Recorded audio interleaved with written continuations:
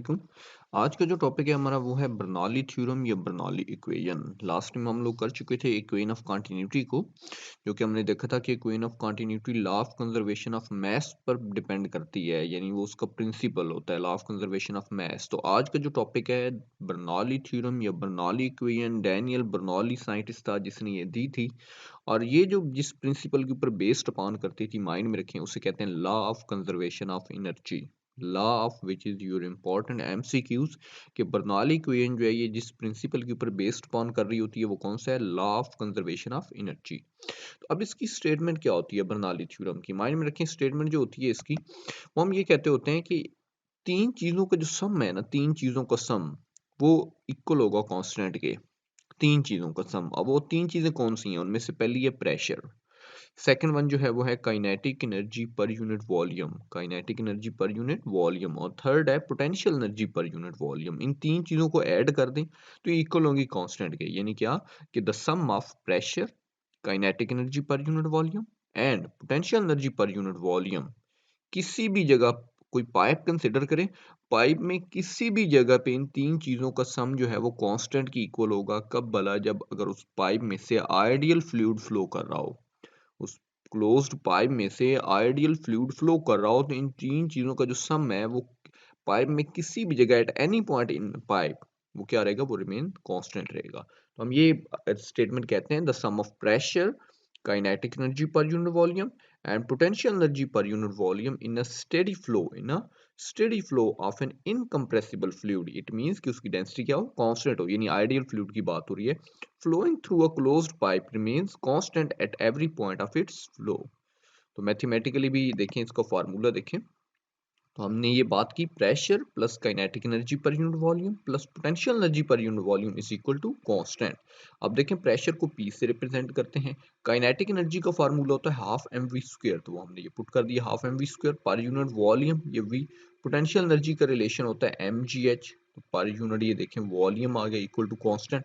अब यहाँ पे जरा देखिएगा, तो अब हम ये कहते हैं कि पोटेंशियल, ये प्रेशर का तो पी आ गया, अब ये देखें 1/2 भी एज इट इज आ गया, वी स्क्वेयर भी एज इट इज आया है, लेकिन ये जो m बाई वी है, m बाई वी, ये actually mass per unit volume होता है। Mass per unit volume which is equal to density, ये डेंसिटी है हाफ रो वी स्क्वेयर, इसे आपने रो कहना है। इसी तरह आगे देखें तो पोटेंशियल एनर्जी का रिलेशन में देखें एम जी एच टर्म आ रही है, इसमें देखें तो G H as it is आ रहा है जी एच, और ये एम बाई वी जो है मैस पर यूनिट वॉल्यूम, ये क्या बन गया, ये डेंसिटी बन गई है, रो बन गई है, rho G H is equal to constant. तो आपने यहाँ पे देखा pressure plus 1/2 rho V square plus ये kinetic energy per unit volume, ये पोटेंशियल एनर्जी पर यूनिट, इन तीन चीजों का सम किसकी इक्वल है, कांस्टेंट के। अच्छा, अब माइंड में रखिएगा ये जो पहली दो टर्म्स है ना, pressure plus 1/2 rho V square, इसे कहते हैं डायनेमिक प्रेशर। इन दोनों टर्म्स को कलेक्टिवली अगर मैं नेम दूं तो इसे कहते हैं डायनेमिक प्रेशर। और ये जो रो जी एच है इसे कहते हैं static pressure. It means dynamic pressure plus static pressure is equal to constant, इस तरह भी हम लोग इसे कहते होते हैं। अच्छा, अब इसका जो रिलेशनशिप है वो एक्चुअली तीन चीजों के ऊपर डिपेंड कर रहा है, एक तो प्रेशर के ऊपर कर रहा है, एक स्पीड के ऊपर कर रहा है, और एक इस हाइट के ऊपर कर रहा है, क्योंकि बाकी टर्म्स देखो बाकी कांस्टेंट है, रो भी डेंसिटी भी कांस्टेंट है, जी ग्रेविटी भी कांस्टेंट है, 1/2 भी कांस्टेंट है। तो ये जो रिलेशनशिप, ये जो इक्वेशन है, ये एक्चुअली रिलेट कर रही है, this equation relates pressure, speed and height.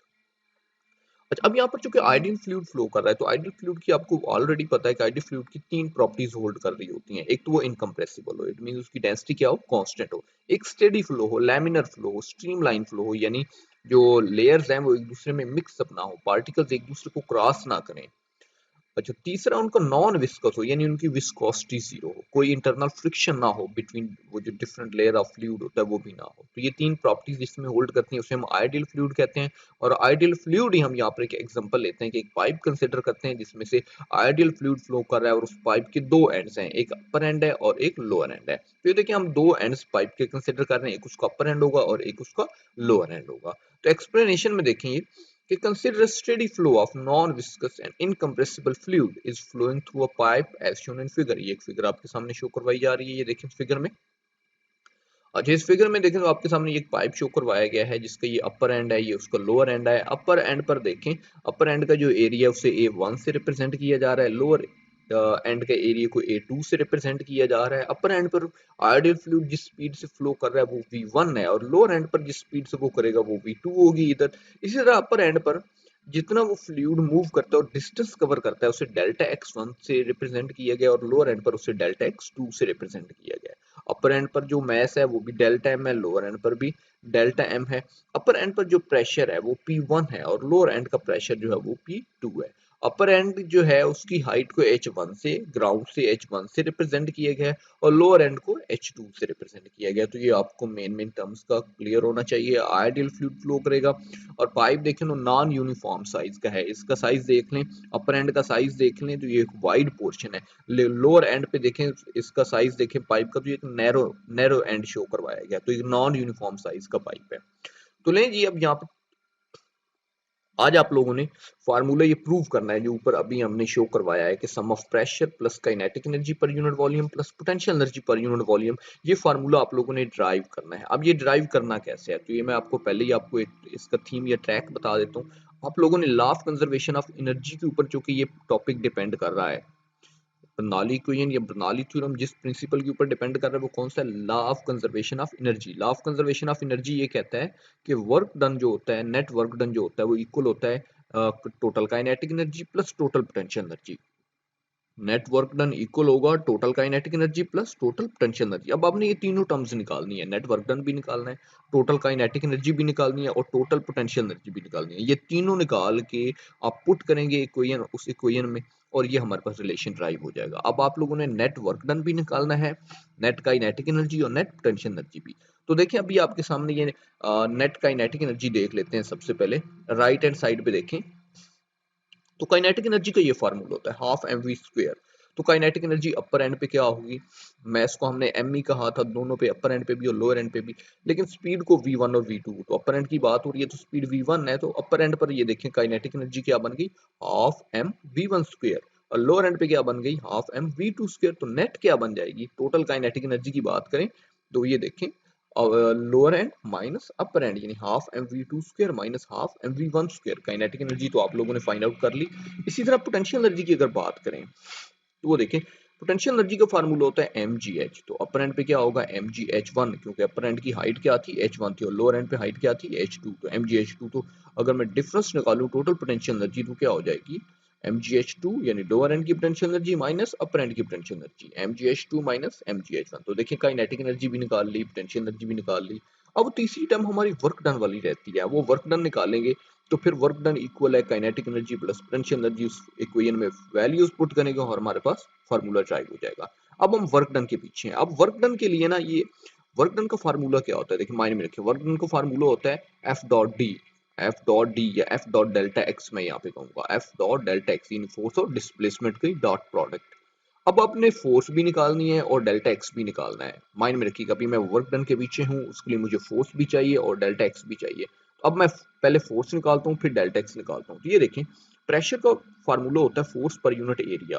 तो अपर एंड पे क्या होगा, P1 is equal to F1 by A1, और लोअर एंड पे P2 F2 बाई A2। इस तरह जो डेल्टा P है वो मेरे पास ये निकल आएगा, P2 माइनस P1, जो चेंज इन प्रेशर है F2 by A2 minus F1 by A1। अभी वर्क डन निकालना है। अब जरा देखिएगा, अपर एंड पर हमने ये कुछ टर्म्स इंट्रोड्यूस करवाई थी कि अपर एंड पे जो डिस्टेंस कवर हो रहा था, आइडियल फ्लूइड कवर कर रहा था, उसे डेल्टा x1 कहा, वेलोसिटी को v1 कहा, क्रॉस सेक्शनल एरिया a1, और टाइम जो कंज्यूम हो रहा था डेल्टा t, मैस वहां पे जो था डेल्टा m, प्रेशर जो था अपर एंड पे फ्लूइड का वो p1 था, और हाइट जो थी अपर एंड की फ्रॉम रेफरेंस लाइन वो क्या थी, h1 थी। ये टर्म्स ऑलरेडी हम फिगर में इंट्रोड्यूस करवा चुके हैं। तो देखिए प्रेशर का अभी मैंने बात की कि फोर्स पर यूनिट एरिया और फोर्स का क्या बन गया रिलेशन, pa। क्योंकि वर्क डन में फार्मूला यूज होना है ना, W is equal to F dot delta X. तो एफ मैंने निकाल लिया, पी ए जनरल फार्मूला भी निकाला है। इस तरह डेल्टा एक्स का निकालते हैं। वेलोसिटी इक्वल होती है डिस्प्लेसमेंट पर यूनिट टाइम। तो वेलोसिटी ये देखें रिलेशन आ गया डेल्टा एक्स बाय टी। तो डेल्टा एक्स किसकी इक्वल आ गया, वी टी के। तो फोर्स का भी जनरल रिलेशन आ गया और डिस्प्लेसमेंट का भी जनरल रिलेशन आ गया डेल्टा एक्स। तो अब देखें फॉर अपर एंड पे प्रेशर, ये यानी अपर एंड पे आप इस इक्वेशन को इस तरह से रीराइट कर सकते हैं कि F is equal to P है, तो अपर एंड पे जो फोर्स होगी वो F1 लगेगी, प्रेशर जो होगा वो P1 एक्सर्ट होगा, वो एरिया क्या है, A1 है। इसी तरह ये जो डेल्टा एक्स है इसको भी आप अगेन इस तरह रीशेप कर सकते हैं कि delta x1 is equal to V1 T।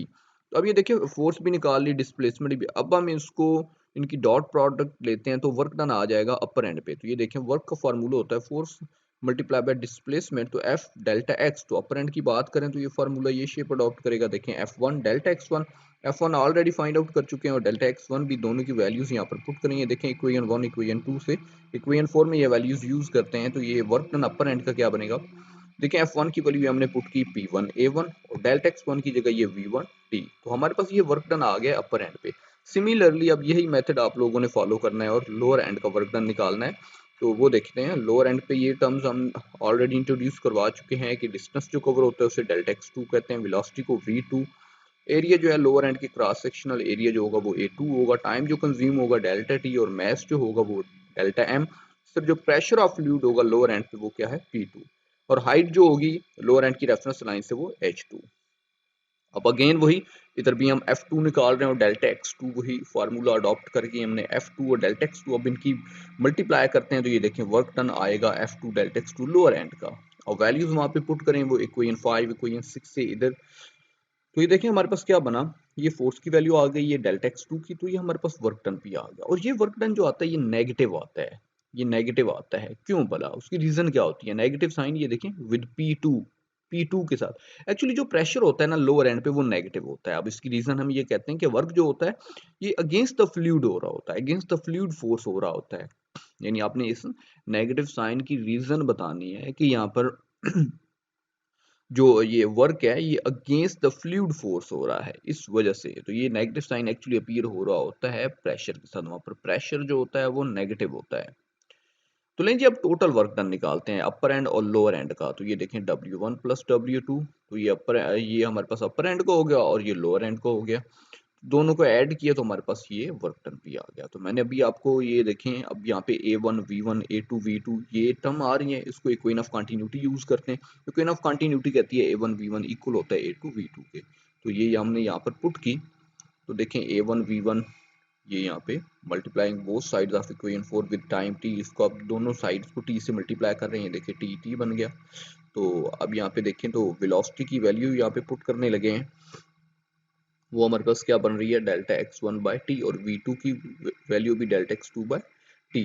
तो ये t से कैंसिल, इधर भी t से कैंसिल, तो a1 delta x1 a2 delta x2, और ये इक्वल किसके हो गए, ये देखें ना, ये इक्वल होता है वॉल्यूम के।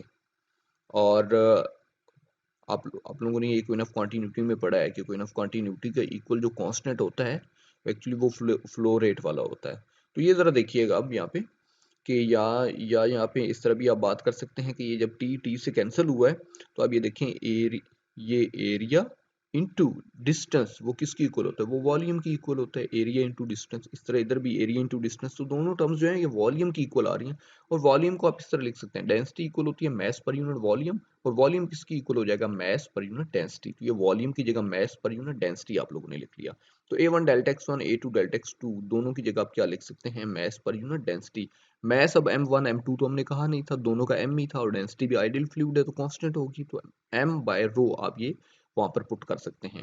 तो देखें हमने A1 V1 वहां पे और A2 V2, ये जरा देखें यहाँ पे A1 V1 T इसको ब्रैकेट फॉर्म में लिख रहे हैं, A2 V2 T इसको भी ब्रैकेट फॉर्म में लिख रहे हैं, और इसकी जगह m बाय l जो है वो पुट करने लगे हैं। ये देखें A1 V1 T A2 V2 T, और दोनों की जगह क्या आ गया m बाय l, सॉरी नहीं m बाय रो, मास पर यूनिट डेंसिटी। तो ये मास और ये रो का सिंबल है, तो ये हमने पुट कर दिया। तो अब यहाँ पे देखें तो हमारे पास m बाय रो दोनों टर्म्स में आ रहा है, तो हमने कांस्टेंट ले लिया और इन साइड क्या बच गया P1 माइनस P2। तो ये हमारे पास वर्क डन भी आ गया। देखिए हमने टोटल काइनेटिक एनर्जी भी फाइंड आउट कर चुके हैं, टोटल पोटेंशियल एनर्जी भी और वर्क डन भी। अब हम law of conservation of energy apply करते हैं। तो law of conservation of energy के अकॉर्डिंग देखें नेट वर्क डन इक्वल होता है change in potential energy plus change in kinetic energy. तीनों टर्म्स अब हम फाइंड आउट कर चुके हैं, यहाँ पर जस्ट वैल्यूज इनकी पुट करें। तो नेट वर्क डन की वैल्यू ये हमने यहाँ पर यूज की, mass per unit density into P1 minus P2, pressure की बात हो रही है अपर एंड लोअर एंड की। चेंज इन पोटेंशियल एनर्जी भी हम ऑलरेडी फाइंड आउट कर चुके थे, यहाँ पर वैल्यूज ये देखिए इसकी यूज की, चेंज इन काइनेटिक एनर्जी की यूज की। अब जरा केयरफुल वे में देखिए, यहाँ पे राइट हैंड साइड पे देखें तो मैथ्स फर्स्ट टर्म में भी है, सेकंड में, थर्ड में भी और फोर्थ में भी। तो मैथ्स हमने कॉमन ले लिया, इधर से भी मैथ्स था, तो मैथ्स राइट हैंड साइड और लेफ्ट हैंड साइड का मैथ्स जो था ये कैंसिल आउट हो गया।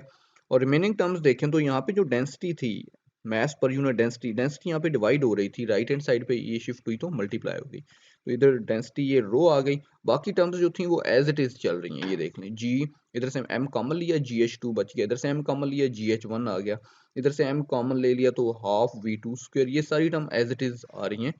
जस्ट यहाँ पे डेंसिटी जो थी वो यहाँ पे इधर शिफ्ट कर ली तो वो मल्टीप्लाई हो रही है। अब डेंसिटी को इस ब्रैकेट के इनसाइड जितनी भी टर्म्स हैं उनके साथ सेपरेट मल्टीप्लाई करवाएं, तो ये बन गया रो GH2 रो GH1 half rho V square और हाफ रो V1 स्क्वायर। अब आप यहाँ से इस तरह करें, यहाँ पे वन वाली जो है ना टर्म्स, वन जिनके साथ वन वन आ रहा है उनको एक साइड पे शिफ्ट कर लें, और जिनके साथ टू टू आ रहा है उनको एक साइड पे शिफ्ट कर लें। तो ये देखें, ये P1 प्रेशर हमारा पॉजिटिव था, इसको इधर ही रखा। अब यहाँ पे देखें तो ये हाफ वो V1 स्क्वायर, ये V1 वन वाली टर्म है, ये माइनस किया उधर गई तो ये प्लस में चली गई। इसी तरह यहाँ पे ये टर्म माइनस वाली थी, रो रो GH1, ये माइनस वाली थी उधर गई तो प्लस में चली, तो रो GH1 उधर, और ये बाकी राइट हैंड साइड पे टू वाली टर्म्स बच गई। अब यहाँ पे देखें तो ये अपर एंड पे आ रहा है और ये लोअर एंड पे आ रहा है। ये देखिए, pressure plus kinetic energy per unit volume वाली term plus potential energy per unit volume वाली टर्म, और राइट हैंड साइड पे भी यही तीनों टर्म्स अपीयर हो रही हैं। इट मींस आप प्रेशर पाइप में किसी भी जगह पे इन तीन चीजों का, इन तीन चीजों, ये कौन, pressure plus kinetic energy per unit volume plus potential energy per unit volume, इन तीन चीजों का सम लें पाइप में किसी भी जगह, वो हमेशा क्या रहेगा, वो कांस्टेंट रहेगा। यानी एक जगह पे आपने मेजरमेंट की, दूसरी जगह पे की, दोनों का आंसर क्या आया, सेम आया। तो हम जनरली फिर ये बात करते हैं कि pressure plus kinetic energy per unit volume plus potential energy per unit volume, इन तीन चीजों का सम क्या होता है, कांस्टेंट के इक्वल होता है। तो ये बर्नौली थ्योरम जो था उसकी एक स्टेटमेंट थी, जो कि आप लोगों ने माइंड में रखनी है कि sum of pressure plus kinetic energy per unit volume plus potential energy per unit volume, ये क्या रहता है, हमारे पास कांस्टेंट रहता है। लेकिन ये तो जैसे कि हर लेक्चर में मैं आपके सामने कुछ एमसीक्यूज जो है वो शो करवाता हूँ, तो लेकिन ये आपके सामने कुछ एमसीक्यूज हैं जो आप लोगों ने मुझे इनके आंसर्स बताने हैं। Drag force increases as the speed of particle, तो ये ऑलरेडी आप सारे टॉपिक जो हैं ये मैं करवा चुका हूँ आप लोगों को, तो ये आप लोगों ने ये जो है ना, ये जितने भी एमसीक्यूज हैं ये आप लोगों ने कवर करने हैं। आपके सामने ये शो हो रहे हैं, देखें, तो ये 20 तक हैं। तो उम्मीद करता हूँ आपको लेक्चर समझ आ चुका होगा। तो अगर फिर भी आपको कोई क्वेश्चन हो तो आप कमेंट सेक्शन में कर सकते हैं। तो ओके जी, अल्लाह हाफिज़।